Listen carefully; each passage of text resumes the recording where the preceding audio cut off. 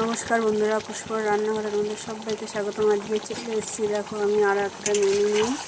এখানে দেখো জিরে ফোড়ন দিয়ে দিয়েছি। ফোড়ন দিয়ে আমি আলু, টমেটো, পেঁয়াজ, রসুন, আদা বাটা, লঙ্কার গুঁড়ো, হলুদ গুঁড়ো সব একবারে দিয়ে আমি সুন্দরভাবে কষিয়ে নিচ্ছি।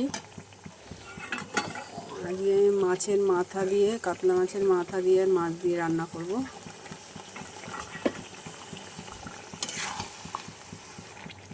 চলো বেশ সুন্দর করে কষিয়ে নিই।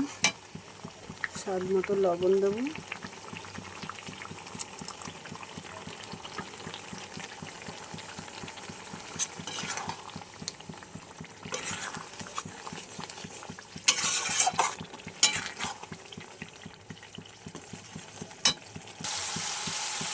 দেখো বন্ধুরা, কষানো হয়ে গেছে, এখন তেল ছাড়তে শুরু হয়ে গেছে।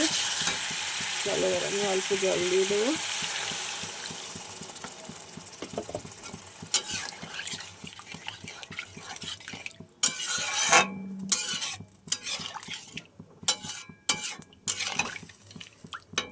এবারে একটু ফুটে গেলে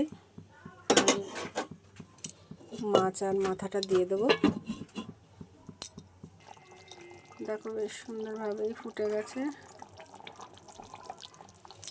ভেজে রাখা মাছ দিয়ে দেবো এখন, আর মাথা। মাছ মানে একটা লেজাই।